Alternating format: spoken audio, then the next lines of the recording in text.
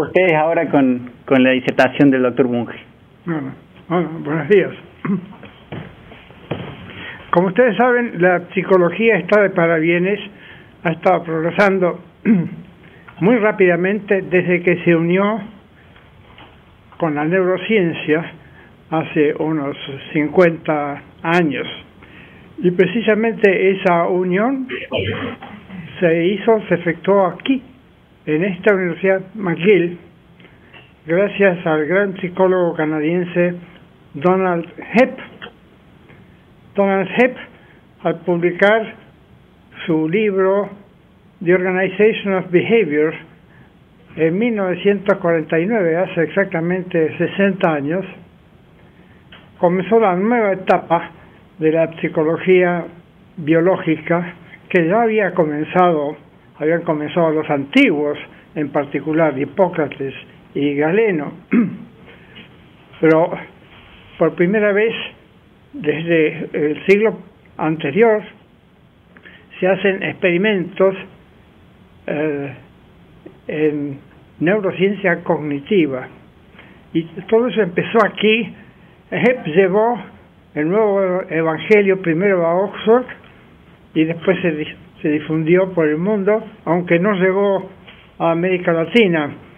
Una de las grandes novedades con que me encontré hace 43 años cuando llegué a Canadá era esa, que la psicología biológica estaba muy avanzada y que su cuna había sido esta.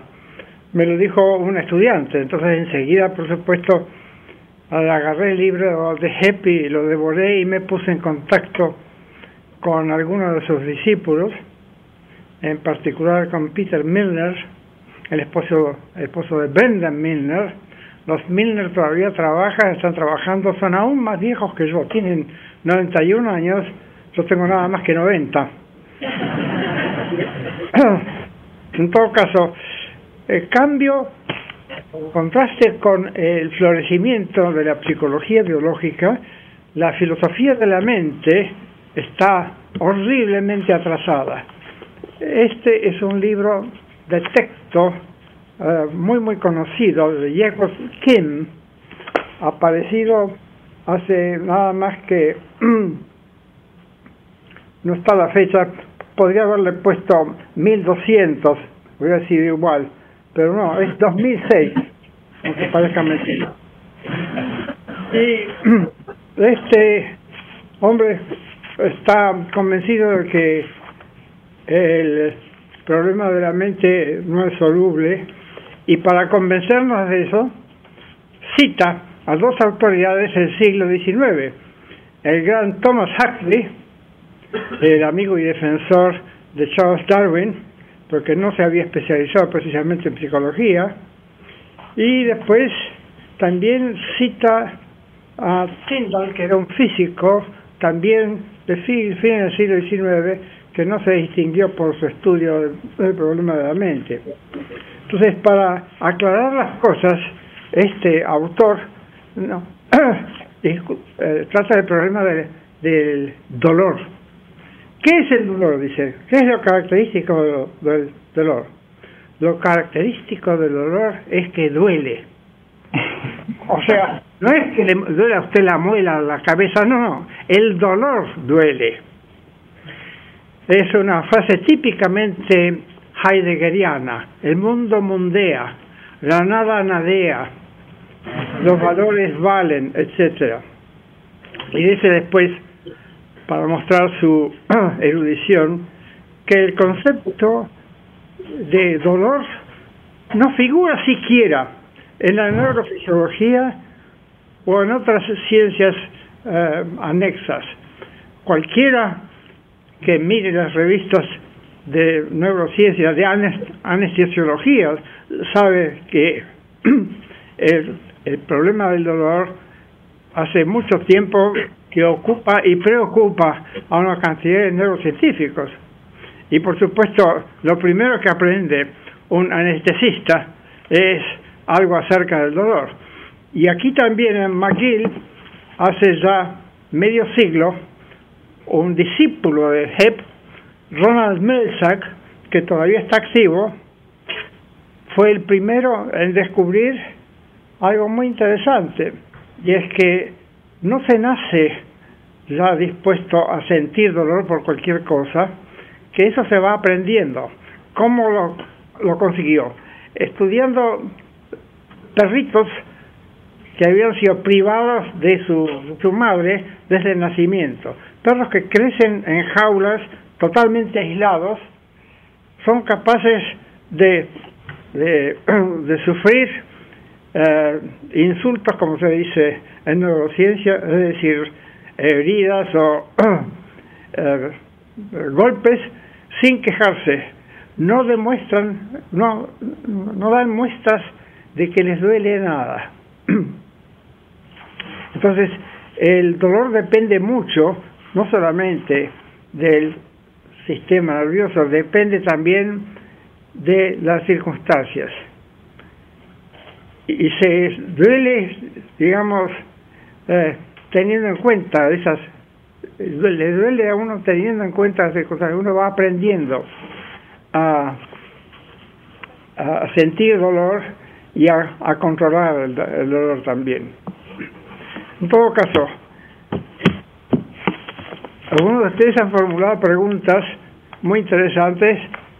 Voy a leer, me voy a referir a las preguntas formuladas por Federico Langer. La primera de ellas dice: si los estados o funciones mentales son propiedades de sistemas neurales, ¿qué distingue a los procesos cerebrales mentales de los procesos cerebrales no mentales? Por ejemplo, en nuestro cerebro hay circulación de la sangre, nuestro cerebro sintetiza una cantidad de proteínas y de hormonas, etcétera, etcétera. ¿Cuál es la diferencia? Bueno, yo no sé cuál es la diferencia, pero hace casi 50 años en mi libro El problema mente y cuerpo propuse una diferencia. Sería la siguiente: los procesos mentales son los procesos que ocurren en las partes, en las regiones plásticas del cerebro, aquellas regiones, en otras palabras, en que las conexiones entre las neuronas pueden variar más o menos rápidamente. O en otras palabras, los procesos mentales son aquellos que ocurren en las partes del cerebro capaces de aprender. La plasticidad es algo negado por los innatistas, tales como Chomsky y unos cuantos neurocientíficos que creen que nacemos con todas las conexiones ya hechas y que la experiencia puede a lo sumo modificarlas un poco.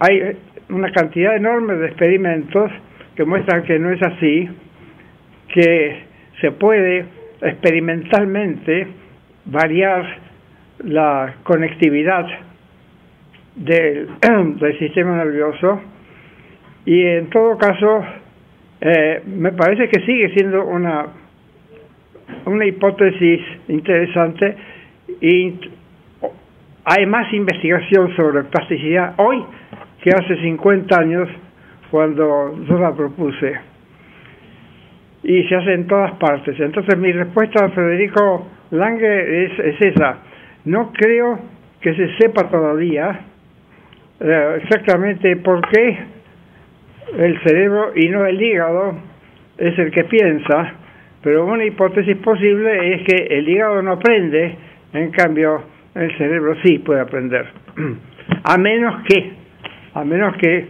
haya sido profundamente dañado por clases de filosofía de la mente inspiradas por el dualismo psicofísico. La segunda pregunta es esta: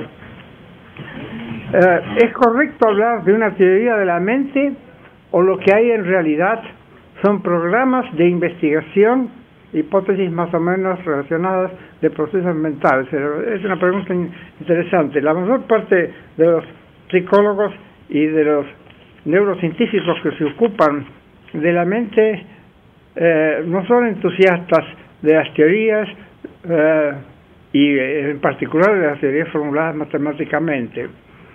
Ha habido una cantidad de teorías de la mente, pero son casi todas funcionales. Es decir, se ocupan de los procesos mentales sin tener en cuenta el cerebro. Es decir, es como ocuparse de correr o de nadar sin tener en cuenta que son actividades de un cuerpo. Separar los procesos y las propiedades de los portadores, digamos, de esos procesos. Es una actitud típicamente platónica que criticó Aristóteles hace ya 2300 años. No hay que separar, decía, las propiedades de las cosas que las poseen. Otra pregunta es esta: ¿cuáles son los presupuestos filosóficos subyacentes a la investigación neurocientífica? Bueno, son los habituales en las ciencias de hechos, en las ciencias fácticas. Es decir, ante todo, la hipótesis realista de que el mundo existe de por sí, en particular el objeto estudiado existe de por sí, aunque desde luego el experimentador puede modificarlo, y en eso consiste precisamente un experimento, a diferencia de una mera observación. Después la hipótesis ontológica o metafísica de que el mundo está compuesto de cosas concretas y no de ideas inmateriales, porque si estuviera compuesto de ideas no sería necesario salir, mirar las cosas y menos aún hacer experimentos. Bastaría con la introspección, bastaría sentarse y pensar, es decir, bastaría hacer matemática. Pero la matemática no se ocupa de la realidad. Entonces hay dos supuestos: un supuesto ontológico metafísico, que es el supuesto de la materialidad del mundo exterior, y un supuesto gnosiológico o epistemológico, que es el que se puede conocer ese mundo.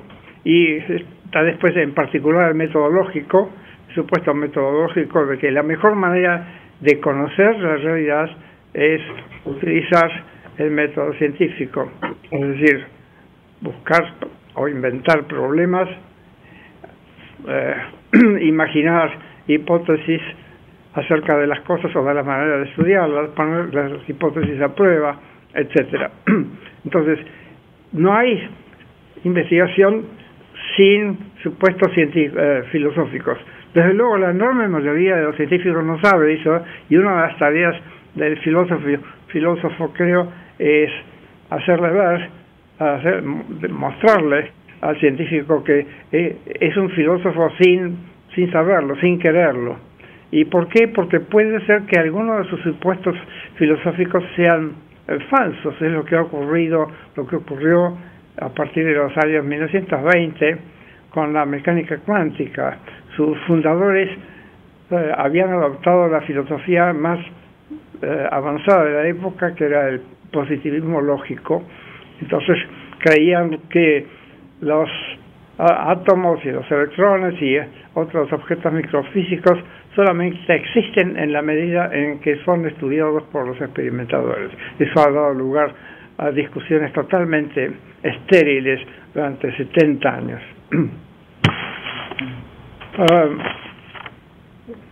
¿Cuáles son las funciones de la filosofía neurocientífica? Creo que la primera función es estudiar el problema ontológico, uno de los problemas ontológicos más antiguos, que es el problema de la naturaleza de la mente o de las funciones mentales y su relación con el cerebro. Es un problema que interesa no solamente a los filósofos, sino también a los científicos, tanto a los neurocientíficos como a los psicólogos, y interesa también a los que hacen ciencias sociales, e interesa naturalmente a los teólogos. Entonces yo creo que una de las funciones del filósofo es